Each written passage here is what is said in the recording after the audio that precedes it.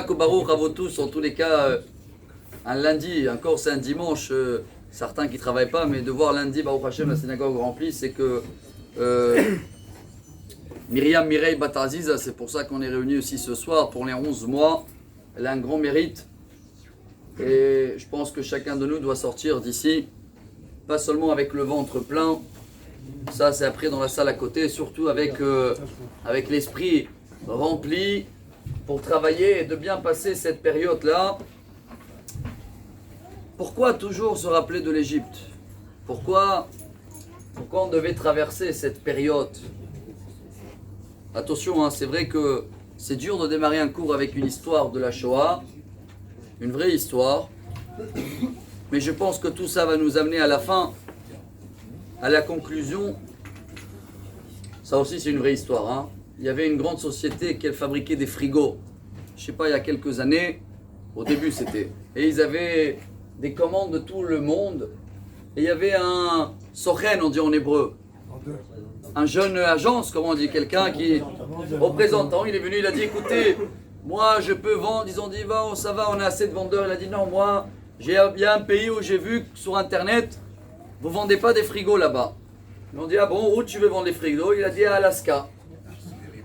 Ils ont dit, Alaska, il fait moins 20, moins 30. Si on fait avec des frigos, lui il a dit, laissez-moi la chance. Et bon, ils ont laissé la chance, et il est parti, ils ont oublié de la faire. Après un mois, hop, première commande. Bon. 5 semaines, deuxième, troisième, 10, 50, 100. Qu'est-ce qui se passe? Et après un an, je sais pas, vous allez dire que c'était un bon vendeur, mais il a battu tous les records de tous les autres pays normaux. C'était le meilleur agent à vendre, je sais pas combien, des centaines de frigos. Il a organisé une grande fête et ils ont dit, quelle tactique tu as utilisée pour vendre le frigo dans un pays où il y a de la neige et il fait glacer toute l'année? Quelle était la réponse? Il y a des bons vendeurs ici? Il y a du chaud. Bravo. Il les a dit, c'est simple. Partout dans le monde, on vend le frigo comme un endroit pour garder au frais. Moi, je l'ai vendu à Alaska pour garder au chaud. Ils m'ont dit, comment au chaud? Comme il fait moins 20, ou des fois moins 30, alors les alimentations avec ils gèlent et ils ne sont pas dans une température stable. Moi, je les ai proposé un chauffage à 4-5 degrés toute l'année où ils peuvent garder la nourriture comme il faut. Et j'espère que le cours d'aujourd'hui va nous apprendre, chers amis, que la situation est la même. Tout ce qu'on va traverser dans notre vie, des moments, j'appelle même pas ça des moments de joyeux. Aujourd'hui, on va essayer de prouver quelque chose de profond. Le Rav Dessler, il dit que la joie ou la souffrance ne change pas la situation. Le frigo est le même. La situation est la même. Mais comment nous, on apprend à regarder? Comment on prend les choses à cœur? À chaud ou à froid? J'espère que le cours d'aujourd'hui, en tous les cas, va nous aider à comprendre comment sortir de des situations, chers amis, où, que vous voulez ou pas, on est dedans. Pourquoi je dis qu'on veut ou pas? Pourquoi on est rentré en Égypte? Je ne vais pas aller plus loin. Certains vont dire pourquoi la Shoah? Je ne peux pas répondre à ça, mais on peut raconter l'histoire du grand rabbin d'Antwerpen, en Belgique. Ça on dit en français Antwerpen? Anvers. Ça sonne mieux, Antwerpen. Il s'appelait, c'est devant moi, je l'ai lu 3 ou 4 fois, Rabbi Chaim Kreuzreuth. Il est décédé il n'y a pas longtemps. Bon, il a passé la Shoah. Il est devenu le grand rabbin de cette ville en français, là, Antwerpen. Il a tenu une grande caisse. Il a marié des centaines de personnes qui étaient veuves. Et ils étaient orphelins. Et un jour, il a raconté son histoire. Excusez-moi de démarrer notre petite cour avec cette histoire-là. Même si vous allez me dire pourquoi commencer avec des choses qui sont dures et ramma, je vais vous répondre, mais de façon dans la paracha qu'on va lire cette semaine. On commence par un esclavage et les enfants tués, les bébés. Pourquoi Dieu il veut nous faire passer ça, ce Shabbat? Je préfère passer un Shabbat tranquille, sans retourner dans mon passé. Eh ben non, chers amis. Si on ne va pas enregistrer cette histoire, si on ne va pas bien étudier la paracha, le seul petit mal aux dents la prochaine fois une migraine, oh là là, ça va nous prendre la tête. Et c'est dommage parce que le but de chaque juif, Dieu il nous a créés, on est naturel, joyeux, sauf qu'il y a des choses, des fois, qui vont essayer de nous enlever la joie. Chez les autres, c'est pas pareil. Hein. L'âme, hein, elle n'est pas pareille. Elle est née justement, excusez-moi de le dire comme ça avec mon français bidon, non joyeux, et il cherche des raisons pour être joyeux. Nous, c'est l'inverse. Dans notre nature, on est joyeux. On est un peuple qui aime la joie. Comment le faire? Eh bien, chers amis, écoutez bien, je ne vais pas vous lire, c'est trop dur pour moi de traduire. Mais un jour, il a raconté son histoire à tous ses enfants et ses petits-enfants et ses arrière-petits-enfants. Entre parenthèses, il a une descendance en tout, 5e génération, plus que 1000 arrière-petits-enfants. Je répète le chiffre, parce que lui, il ne pouvait pas, le pauvre, tous les jours, il se levait, minimum 3 anniversaires dans la famille. Tous les jours. Et il a traversé la Shoah seul, hein, en étant un enfant. Écoutez son histoire. Comme tout le monde, il est arrivé à Auschwitz avec son père, sa mère, ses frères. Il était encore jeune, hein, et il a eu de la chance, comme ça il raconte, que lui il est parti à droite et toute sa famille elle est partie à gauche. J'avais dû attendre beaucoup des histoires dans notre vie de ce genre-là, mais sortir avec une histoire qu'on connaît, avec un message comme ça, je trouve ça très fort. Et il raconte qu'il a travaillé, il était jeune. La grande joie qu'ils avaient là-bas, la grande joie, hein, dans la pire tristesse, c'était qui va dormir en bas et non pas en haut. Parce que celui-là qui dormait en bas, alors il avait les affaires à côté du lit. Et celui-là qui dormait en haut, il fallait descendre pour prendre des affaires. Et comme là-bas aussi, Shem Ishmor à Auschwitz, il passait des périodes très très dures. Alors un jour il raconte comme ça, on l'appelle, son nom, on le met dehors, il attend, et il écoute, hop, ils ont tiré dans l'air, et l'ont dit rentre dans le lit. Plusieurs fois dans la même nuit, il marque comme ça, c'est ses mots à lui, hein. Beoto laila och ergashti ki ilu orko shel halayla shivaim shana.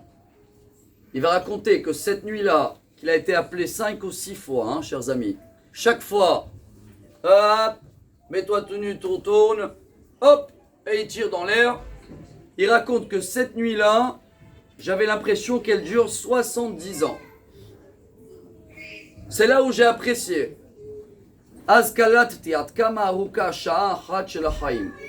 C'est là où j'ai tenu à remercier Dieu. Plus tard, hein, c'est quoi 1 heure dans la vie? Chers amis, après la 8e fois, le soldat nazi, il le dit, Brah, ani ore ba'avir, kedele atortotam. Sauve-toi. Voilà, je tire comme si t'es mort, ne retourne pas dormir, va dans la forêt. Ceux-là qu'ils étaient à Auschwitz et qu'ils ont vu là-bas, jusqu'à aujourd'hui, on a plein des personnes, même Angela Merkel, pour la première fois, elle a dû y aller il n'y a pas longtemps, pour reconnaître un peu tout ce qu'ils ont fait. Après, autour, c'est que des forêts, et il a tenu un peu dans les forêts. Mes chers amis, voilà notre message du cours. Hein. En plein cette période où j'ai couru dans la forêt, où chaque endroit, mais à Kolpina, Mamtin, Polani, Ukraini, Hongrie ou Russie, dans chaque endroit, il pouvait avoir un Ukrainien, un Polonais, un Hongrois, Hongarien en hébreu, ou un Russe qui peut attraper un Juif. Et là, j'avais un rêve. Ayali Halom, un beau rêve. Hein. Écoutez bien ce rêve. Si moi je sors avec ce rêve-là aujourd'hui, comme ça la prochaine fois, quand j'ai mal aux dents, ou quoi que ce soit, je vais essayer de me rappeler de cette histoire. J'ai rêvé qu'il y a un ange qui m'attrape comme ça de mes tzitziot, et il me lève en haut, et il me monte jusqu'en haut, et après il me remet en bas, ce qui veut dire que tu devais monter en haut, mais apparemment ils ont décidé que tu vas rester en bas, car tu as une longue vie qu'elle t'attend avec 1000 arrière-petits-enfants, et j'ai juré, je vais le lire 2 fois, Kol Yemei Chayai, Hineni mukhan lishkav tachat safsal barechov. Ve'yeh ha'adam ha'meushar beyoter ba'olam. Je vais les traduire en français. J'ai juré que tous les jours de ma vie, je suis prêt à dormir en dessous d'un banc dans la rue et je serai l'homme le plus heureux du monde. Je répète, parce que cette histoire-là, il a raconté Uri Zohar, vous avez entendu parler de lui, un grand acteur de cinéma israélien qui l'a fait tchouva aujourd'hui, une barbe comme ça, etc. Et lui, il a répété toute ma vie. Comme ça, il a juré, ce grand rabbin d'Antwerpen, quand il était enfant dans la Shoah.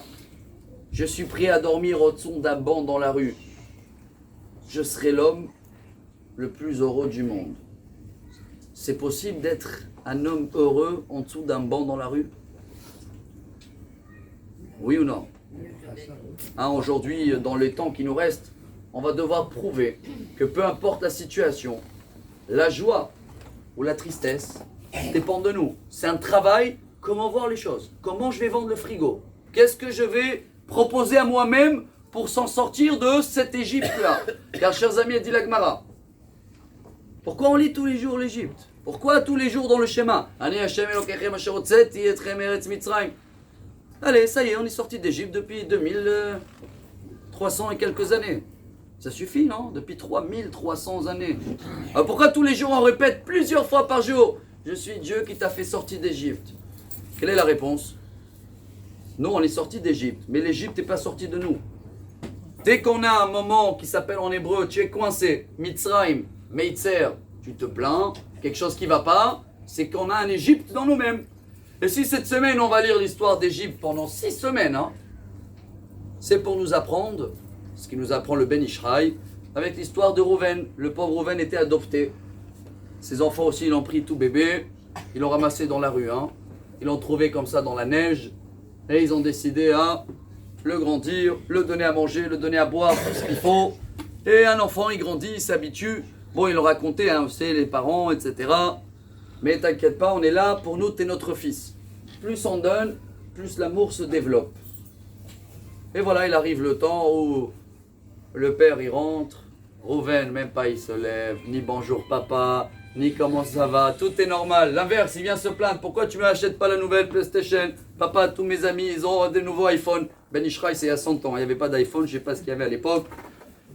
Et à un moment, la maman, elle a dit clac à son mari. Je ne peux plus? Clac. Pourquoi? C'est quoi ça? Regarde celui-là, on l'a pris de rien, c'est pas notre fils. On le donne, on le nourrit, on le fait. Comment on va faire? Papa, il a dit t'inquiète pas. Le lendemain, il a prévenu avec quelques amis à lui que quand il retourne de l'école, une petite voiture Mercedes noire, elle s'arrête devant la porte, vous le prenez, soi-disant kidnapping, Hazak. Soi-disant, vous allez le prendre quelques heures, vous allez le mettre dans une chose, vous allez l'attacher la bouche et vous allez le mettre au téléphone comme ça dans la caméra. Sa femme lui dit mais t'es fou un peu? Mais t'inquiète pas, tu vas voir, tu vas voir. Et bien sûr, l'histoire, elle s'est passée comme ça. Et il les a payés. Tout est du tmanique, soi-disant. Et quand il est retourné, l'enfant, chers amis, oh là là, papa, maman, je vous aime, merci pour tout ce que vous avez fait. J'apprécie énormément. Combien de temps ça va durer? Je vous demande la vérité, Bah nous c'est pareil, chers amis. Vous croyez que parce qu'on est sorti d'Égypte, on remercie assez Dieu sur tout ce qu'il nous donne? Jamais de la vie. On oublie, comme celui-là qui a été avalé, pas lui, son copain par le serpent. On a raconté cette histoire avec le Rav Shevadron. Tout le monde la connaît. L'arrivée de l'aéroport, 2 amis, ils étaient à Kenya. Un, il est retourné, il a fait tchouva déjà à Kenya. Même s'il est parti au début boucle d'oreille que de cheval, il a été avalé par un serpent. Une vraie histoire, un anaconda. Ça on appelle le serpent qui avale la personne. Et il a eu un miracle de folie. Quand le serpent est arrivé là, comme pour le fils de Moshe Rabbeinu, il a fait Shema Israël Adonai Eloheinu Adonai Echad. Comme si que le serpent il a répondu Baruch Shem Kevod Malchoto. Il a lâché le serpent. Il est parti. Le lendemain, pas le lendemain, le jour même, ça y est, comme il a vu Dieu présent, allez, prière, merci mon Dieu. Maintenant le rabbin il regarde le copain et il le voit lui toujours avec tous les boucles d'oreilles et dit bon, j'espère que toi aussi et tu as vu cette présence de Dieu, tu mets les téphilines, tu fais le schéma. Il a dit, moi, non, si tu veux, le serpent, il m'a pas touché à moi. Chers amis, c'est pareil pour nous tous. Hein. Le Chafetz Chaim, il dit, on peut avoir le plus grand miracle. Le plus, Dieu va te sortir aujourd'hui et tout. Tu vas remercier un jour, 2 jours, et après, on se refroidit. Alors, qu'est-ce qu'on doit passer dans notre vie? Ah, des moments, jamais comme celui-là qu'il a traversé dans la Shoah, Chas Veshalom, mais des moments aussi, on se rappelle de leur histoire, et voilà la solution d'aujourd'hui, chers amis. Hein. Le roi David, on a appris dans la 9e page de Gemara, Brachot, c'est la page de ce matin. Quand son fils Avshalom voulait le tuer, il a fait un Mizmor. Mizmor le David, Beborchom ipne Avshalom beno. La Gemara dit quoi? Son fils, il veut le tuer. Et toi, le roi David, tu fais un chant. Qu'est-ce que nous répond la Gemara? Vous savez pourquoi il a chanté? C'est de là où on apprend chanter, remercier Dieu, même dans les moments, les petits mal dedans, je dis. Parce que quand on va voir les pires des problèmes chez les autres, les problèmes à nous deviennent petits, chers amis. C'est ce qui s'est passé avec la lune. Hein. La première qui était jaloux, c'était avant nous, avant qu'on était dans le monde. La lune était jaloux du soleil. Akadosh Baruch Hu, Shne Melachim Beketer Echad, comment tu as créé 2, ils étaient le même, hein, le soleil, la lune, 2 rois avec la même couronne. Qu'est-ce qu'il a dit Dieu à la lune? Oula, Lechumati et Tatzmer, tu t'es plaint, va te faire petite. La pauvre, elle a commencé à pleurer. Qu'est-ce qu'il a fait Dieu? Il a donné les étoiles. Ah, pourquoi les étoiles? Parce qu'il a dit voilà, quand tu vas voir les étoiles qui sont plus petits que toi, en tous les cas, tu as l'impression qu'ils sont plus petits. Alors d'un coup, tu vas sentir plus grand. Chers amis, le but du cours d'aujourd'hui, c'est de comprendre que dans notre vision, dans la situation où on est, on peut augmenter la dose de la joie et diminuer beaucoup la peine ou la tristesse ou la souffrance. Tout est une question de regard. Le roi David, il a dit, tu sais pourquoi je chante? Même si mon fils, il veut me tuer. Parce que quand il est venu le dire le prophète, le roi David, selon la faute et l'erreur que tu as fait, Dieu il a décidé que tu vas avoir une punition catastrophe qui va sortir de ta famille.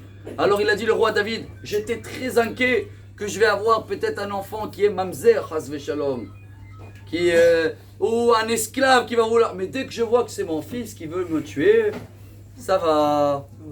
Quoi ça va? Ça va ou ça va pas? Tout le monde connaît l'histoire du rabbin qui a demandé de rentrer une chèvre à la maison. Pas la détailler, une famille de 11 personnes.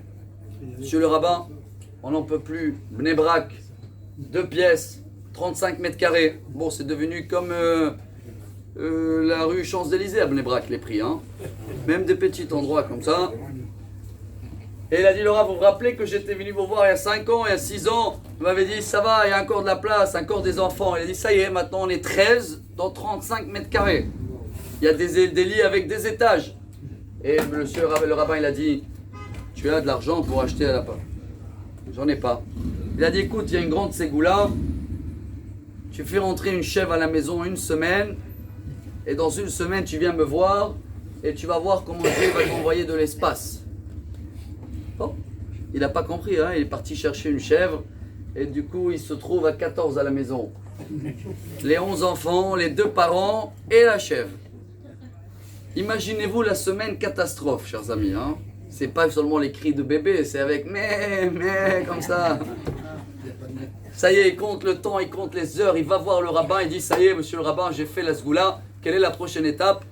Il a dit, maintenant tu sors le chef de la maison. Il a dit, après, tu vas voir comment vous allez respirer. C'est logique. Jojo, il me dit, c'est logique. C'est vrai. Mais quand j'ai mal aux dents, et j'ai pas ce cours devant moi là, et j'ai pas cette Égypte devant moi, et j'ai pas tout ce qu'ils ont traversé, nos arrière-grands-pères, qu'ils n'avaient pas de quoi manger, et que des choses catastrophes, ils prenaient des bébés et ils le mettaient dans les pyramides, parce que les pharaons ou les Égyptiens, il a dit, si tu finis pas le mur, je prends ton fils et je les mets dans le mur, et ils le mettaient dans le mur. Alors nous, on n'est pas là pour répondre et comprendre les calculs de Dieu, on va jamais les comprendre, chers amis. Nous, on est là pour comprendre que la souffrance existe dans le monde, que les plus beaux cadeaux arrivent remplis de sang. Chaque bébé qui est né, il y a beaucoup de sang qui vient avec.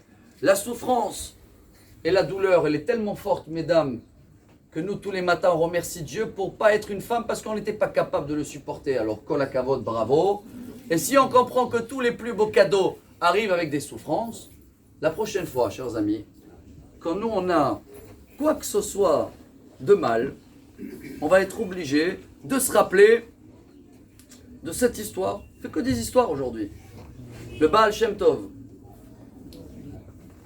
Parce que ce soir, c'est l'Aïloula de Magid Midouvna. Je ne sais pas si ça vous dit quelque chose. Il s'appelait Rabbi Yaakov Krantz. Il était un grand rabbin il y a à peu près 200 ans. Il racontait que des histoires, que des métaphores. Parce qu'il a utilisé la même tactique de Rabbi Nachman Ibreslev. À la fin de sa vie, Rabbi Nachman, il est décédé très jeune, à l'âge de 37-38 ans. Et il a dit, ça y est, ça suffit les enseignements. Je vois que vous ne comprenez pas, comme ça il a dit à ses élèves de l'époque. Alors nous, c'est sûr qu'on ne comprend rien. À partir de maintenant, je vais raconter des histoires. Et ce rabbin-là, le Magid Midouvna, donc l'élève du Baal Shem Tov, raconte, ils étaient témoins. On a raconté cette histoire il y a quelques mois. C'était avec Isaac, l'épuiseur d'eau de la ville de Mejibouj. Vous connaissez la ville de Mejibouj? Quelqu'un qui était là-bas déjà? Bravo, vous avez dit, il n'y a rien qui bouge là-bas. Chazak, c'est vrai. C'est une ville, tu remontes 200 ans en arrière, il y a encore les calèches, et il y a encore les épuiseurs, porteurs d'eux. Et ils étaient en train d'étudier à la Yeshiva, cette Gemara Rosh Hashanah, très connue, page 16. Là-bas, c'est marqué Adam Nidon Bechol Yom. Dieu, il nous juge tous les jours. Alors, les élèves, ils ont dit, mais monsieur le rabbin, à quoi ça sert Rosh Hashanah alors? Moi, je croyais qu'il y a Rosh Hashanah, l'affaire est classée pour toute l'année, et vous nous disiez que la Gemara, elle dit que tous les jours on est jugé. Il a dit, attendez, je n'ai pas fini la phrase. Esrim ve'arba bate dinim. Il y a 24 tribunaux, comme ça on dit, en haut, et chaque heure, on est jugé. Alors là, je ne comprends pas du tout. Il a dit, voilà, tenez la réponse. Isaac, là, il était là avec les 2 bassins d'eau, là, les 2 seaux d'eau. Isaac, comment ça va? Monsieur le rabbin, il n'y a pas plus heureux de moi. Tous les jours, grâce à moi, tous les gens de la ville, ils font chez Akol Nia Bilbaro. Ils arrivent à prendre la douche de l'époque. Et l'eau, c'est la vie. Et comme j'apporte la vie à des gens, je suis très très content de mon travail, malgré mes 70 ans. Je ne sais pas, c'est moi qui le chiffre, c'est marqué âgé. Et Baruch Hashem, que ça continue. Et bon, le rabbin, il a continué le cours. Les élèves, ils croyaient que le rabbin a oublié la question. Mais le Baal Shem Tov n'a rien dit. Quelques jours après, rien à voir, un autre sujet, je ne sais pas ce qu'ils sont en train d'étudier. D'un coup, il voit Isaac, il arrive, mais là il voit qu'il est épuisé. Voilà, il est épuisé d'être le puiseur d'eau. Et de loin, on l'appelle le Baal Shem Tov. Isaac, comment ça va? J'en peux plus, monsieur le rabbin. Qu'est-ce qu'il y a? J'ai 72 ans. Vous savez combien des gens, ils ne me payent pas? Déjà, combien je gagne, moi? Pour aller amener l'eau, il n'y avait pas les robinets à l'époque. J'amène l'eau d'ici à là-bas. Celui-là, il me dit, je te paye demain, il m'oublie. Les enfants, ils se moquent de moi. Dès que j'arrive, et il me dit, voilà, Isaac, l'épuiseur d'eau. Je peux plus. Alors le Baal Shem Tov, il s'est retourné vers ses élèves et il les a dit, vous vous rappelez la question que vous avez demandée, Ouais, j'ai pas oublié, J'ai attendu que Isaac, il vous répond. Pas moi. Parce que c'est vrai qu'à Rosh Hashanah, chacun de nous, ça a été déjà marqué. Quel métier tu vas avoir? Combien tu vas gagner? Allez, les dépenses, c'est un sujet à part. Et tu vas faire ça et ça et ça. Ça, c'est Rosh Hashanah. Tu veux changer? Si Dieu veut, des bonnes prières, Rosh Hashanah prochain, tu vas avoir un nouveau budget. Mais tous les jours et tous les heures, chacun de nous est jugé comment il va supporter son travail. Comment il va être dans la journée. Beyad Rama, joyeux, ou en arabe Beyad Ramma. Ça veut dire quoi? Est-ce qu'il va être kiff? Oh là là, quelle belle journée, ça va, tout va bien. Ouais. Ou dans la même situation, dans le même métier. Mais ça va pas. Il souffre. Ça, chers amis, c'est tous les heures. Pourquoi tous les heures? Tous les heures, on voit en haut. Comment il est aujourd'hui? Il a pu me remercier malgré tous les problèmes qui passent, ou il croit qu'il y a toujours pire. Et voilà, chers amis, on arrive au but du cours d'aujourd'hui. Pas je crois, hein, je suis sûr, parce que c'est marqué dans la Torah qu'on est sorti d'Égypte. 3 jours après, on vient de voir les plus grands miracles. On arrive devant de l'eau, Vayavo Bene Israël, Marata. Velo yachlo lishtot maim imara, excusez-moi de dire comme c'est les mêmes lettres, hein. Rama, Mara, Imari même.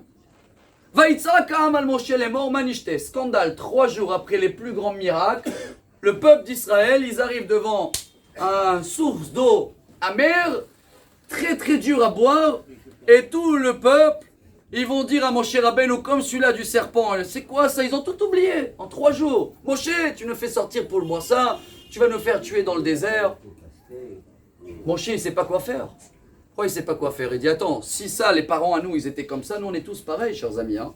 Là, aujourd'hui, tout va bien, et je m'attrape exprès le mal de dents, parce que j'ai passé la même chose il y a quelques jours, après un soin de choses, tac, on dit les mal de dents, c'est fort, et heureusement, hein, à cette période-là, déjà, j'ai commencé à préparer le cours, par rapport à le sujet qui a été choisi pour ce soir. Croyez-moi, ça m'a aidé, hein. Ça m'a aidé d'oublier. Bon, je vous cache pas, j'ai rajouté 2 petites Acamol, ça n'a pas aidé. Je suis passé à Ibuprofène. Non. Après, je suis passé à comment ça s'appelle celui-là? Je suis pas pour faire la publicité.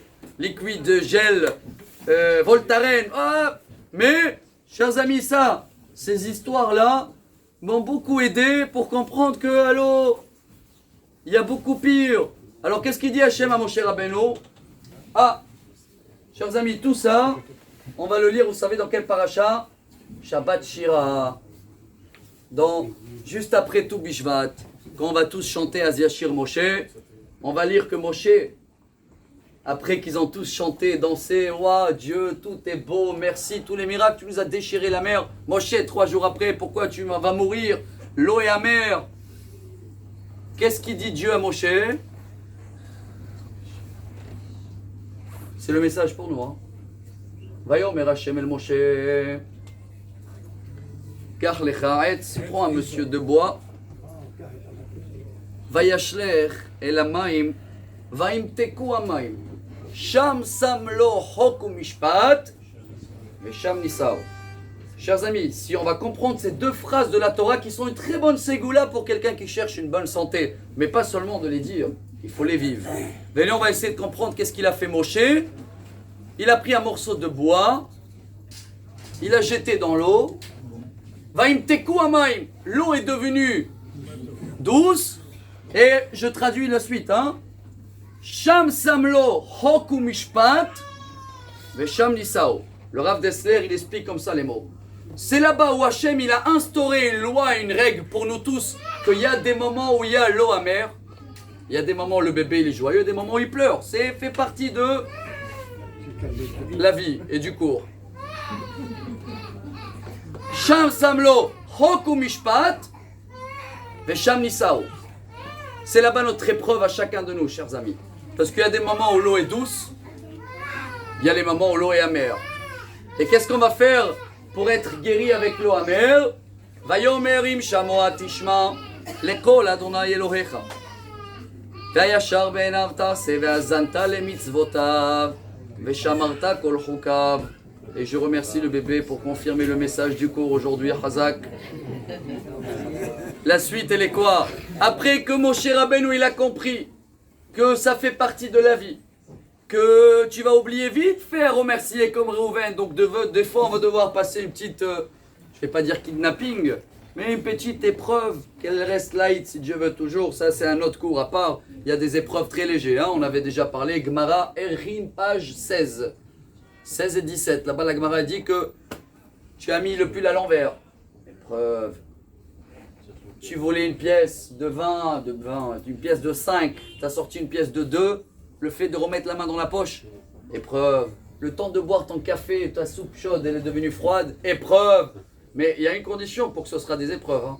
Que tu oublies jamais cette Gemara, que la prochaine fois quand ça t'arrive, si tu dis tu t'énerves, tu l'as pas pris comme épreuve. Aïe, aïe, aïe, aïe, aïe.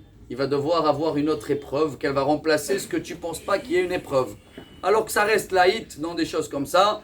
En tous les cas, chers amis, on a compris que les épreuves, les cadeaux arrivent toujours avec du amer. C'est comme ça. Mais là-bas, Dieu, il a appris à Moshe et à nous. Voilà le message du cours.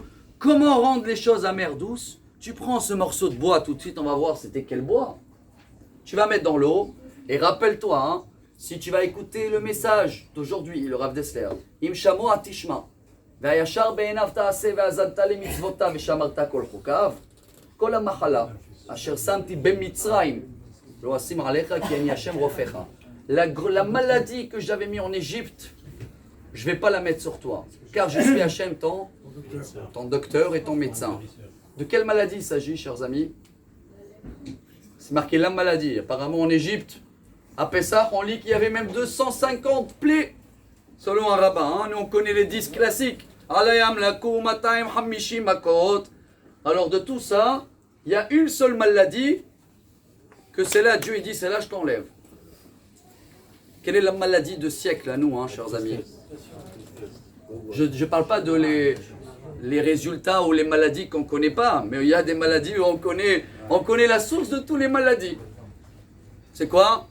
Le temps, le stress, L'oubli. les événements, l'oubli. Chers amis, l'Égypte coincée à la place d'avoir cette joie naturelle qu'on a nous, le peuple juif, à la place de voir des gens qui étaient joyeux. C'est dur à le dire.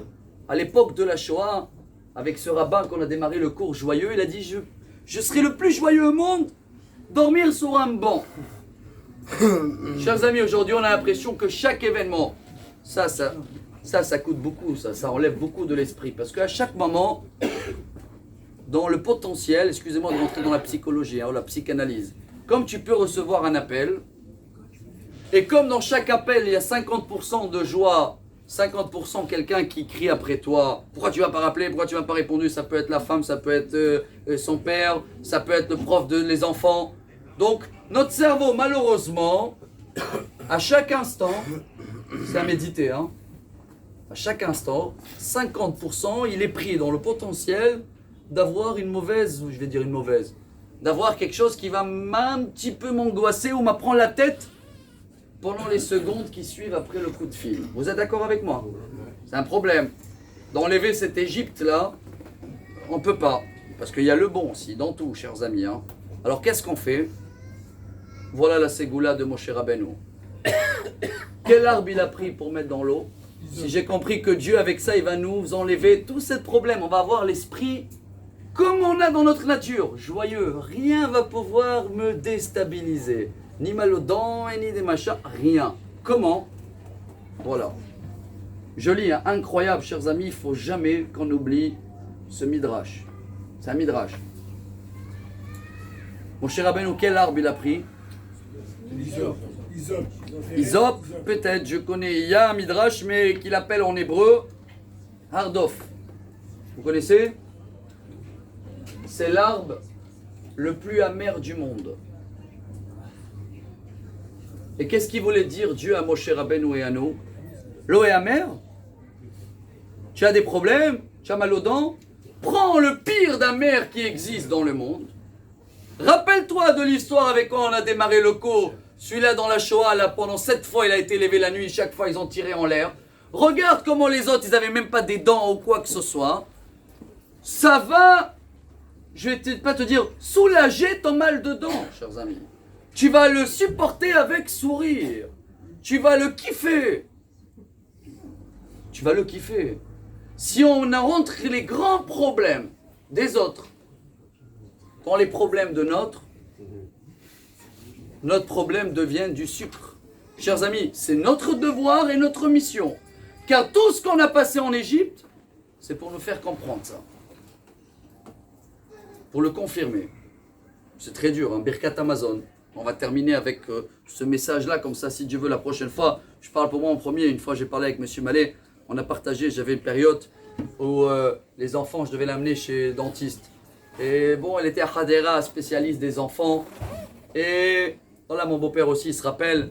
Bon, chacun, Baruch Hashem, il avait des autres problèmes. Maintenant, vous allez me dire, c'est ma faute parce que des fois, il mange des bonbons. Oui ou non, peu importe. Moi, je sais qu'il y a un dentiste à la synagogue, alors d'un côté, j'étais tranquille. Mais d'un autre côté, chers amis, ça fait partie de la vie. Hein. Tu manges du sucre. Le sucre, il est bon pour le corps? Non. Si on n'aurait jamais vu que le mal commence dans les dents, on va dire comme ça, hein, c'est un avertissement. Hein. Hop, t'as mal aux dents pour que tu vas manger, entre guillemets, moi de bonbons pour le corps. Chers amis, quand j'étais chez le dentiste, j'ai compris un grand message. Et je crois que c'est peut-être ça qu'on doit sortir avec de notre cours aujourd'hui. Hein. Ça fait mal. Quelqu'un ici, il aime le dentiste? Non? Ça fait mal. Qu'est-ce qui fait le plus mal? Je sais pas, la piqûre ou le bzzz. Bref, c'est une épreuve ou pas le dentiste? On le mérite?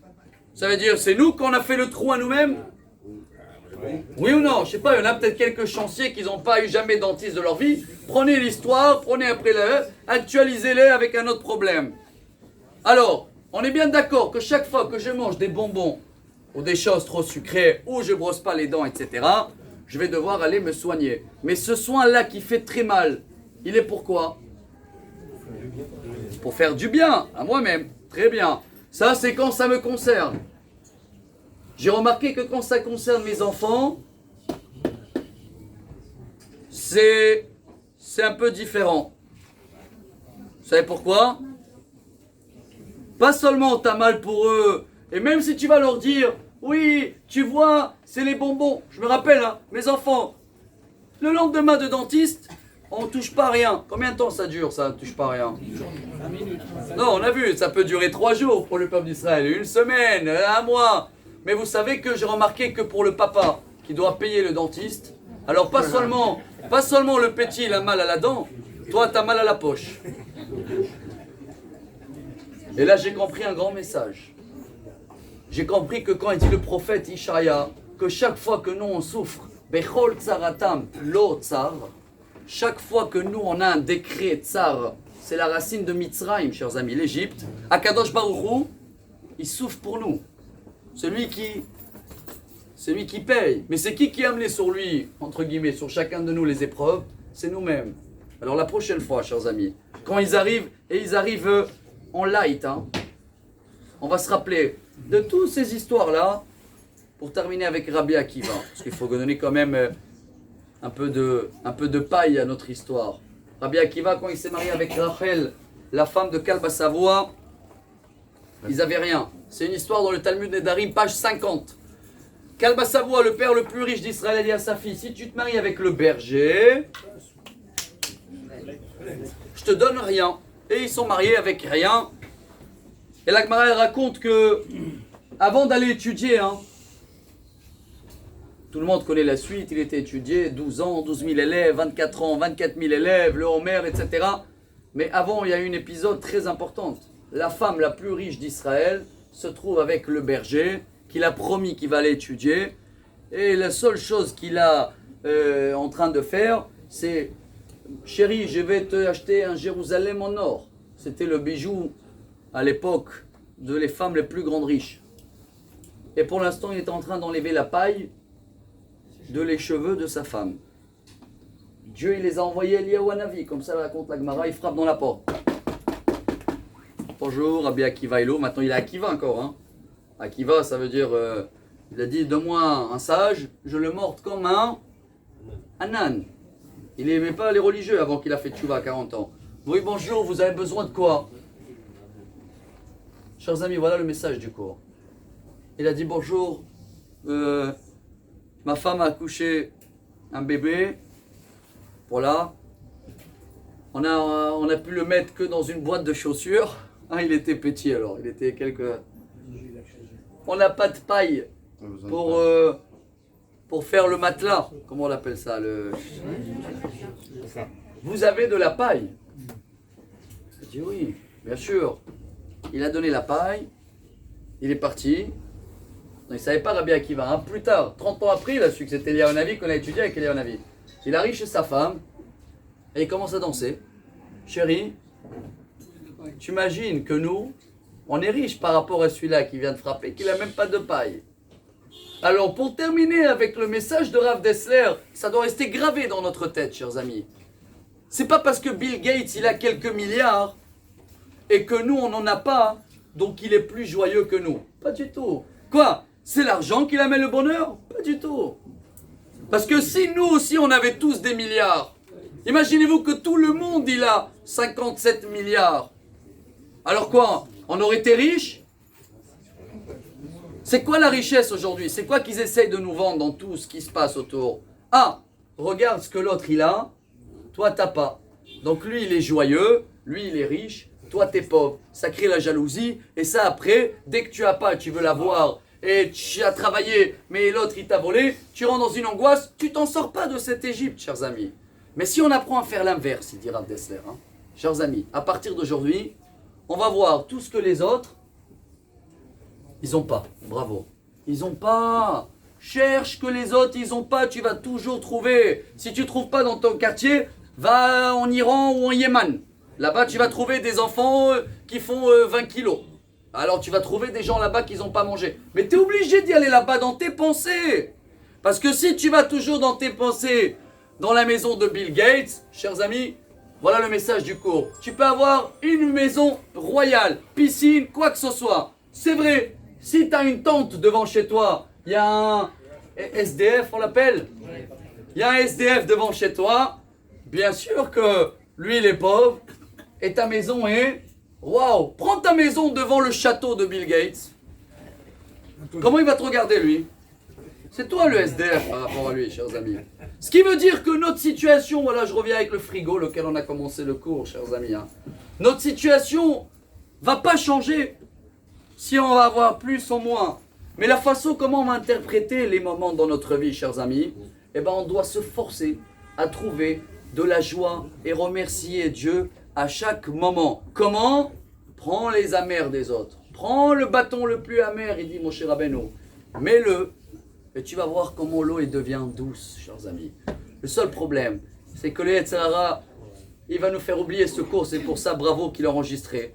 Et rappelez-vous, le Rav Dessler, il termine son message. C'est le message d'aujourd'hui, chers amis. La joie à Osher et la prospérité, on dit? Prospérité. Elle est jamais dans le matériel. Elle est jamais dans le matériel, chers amis, parce que les arrière-grands-pères à nous, ils avaient rien. Ils étaient plus joyeux? Oui ou non? Tout le monde me dit oui. Incroyable, ils avaient rien. Ni de l'eau, ni robinet, ils étaient comme Isaac, les puiseurs d'eau. Ce qui veut dire que le matériel jamais va nous amener la joie. La vraie joie, elle est où? Spirituelle. Pour cela, chers amis, d'abord je tiens à vous remercier à tous d'être là comme ça, une journée en plein, même pas fini la journée, pour partager ce message. Parce que si aujourd'hui on est là, c'est pour sortir avec des bonnes décisions. Et des bonnes décisions veut dire, je dis bravo d'abord à mesdames qui envoient leur mari pour étudier plus. Là on a fait Sioum Hachas il y a une semaine et tout le peuple juif, même des gens qui ne savaient même pas qu'il existe, c'est quoi la Gemara et c'est quoi le Talmud, d'un coup ils sont là, ils veulent une petite cuillère de daf et je les vois tous les matins, ils essayent d'étudier, d'avancer. Chers amis, notre vraie joie, elle est dans la Torah.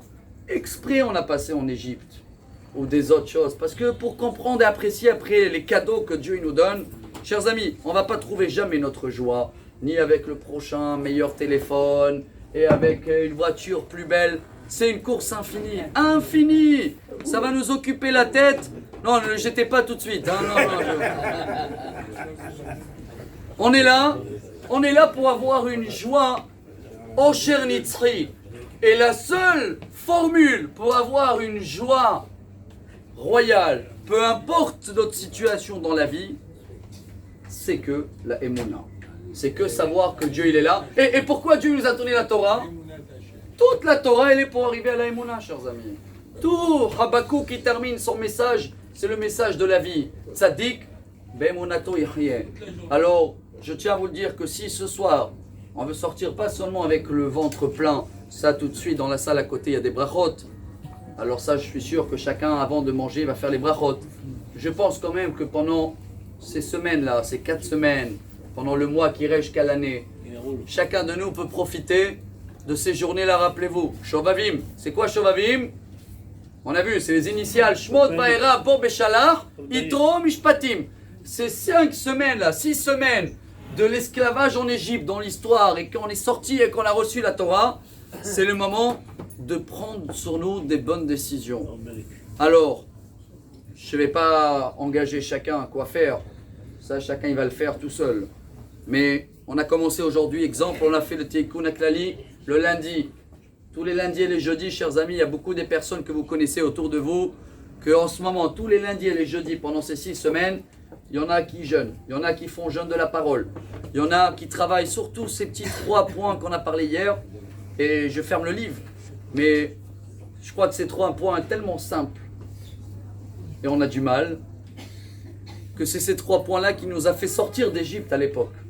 Alors si on veut sortir de tout ce qui est, on a vu l'esprit Égypte, c'est le stress, le machin, venez on fait les 3, venez on démarre avec ces 3-là peut-être ce soir. Voilà une bonne idée pour recevoir quelque chose pour la mémoire de Mireille Bataziza. C'est quoi les 3?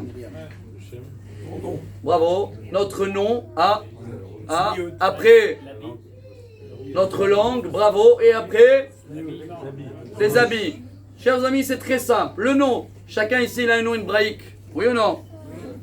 Soyons fiers de ce nom, chers amis. À la place d'utiliser Pierre, Paul, Jacques, on a un nom hébraïque. Venez, on va commencer par ça, c'est simple. 2, notre langue. Quand je dis notre langue, ça ne veut pas dire demain de faire l'ulpan, chers amis. Ça veut dire ce qui sort de notre bouche pendant cette période-là doit être contrôlé. Et tout ce qui rentre dans notre bouche doit être contrôlé. Rappelez-vous, la langue, ça veut dire ce qui rentre dans la bouche, kasher et prière. Et ce qui sort de la bouche, c'est pas la shonara. Et le dernier, chers amis, est le plus dur.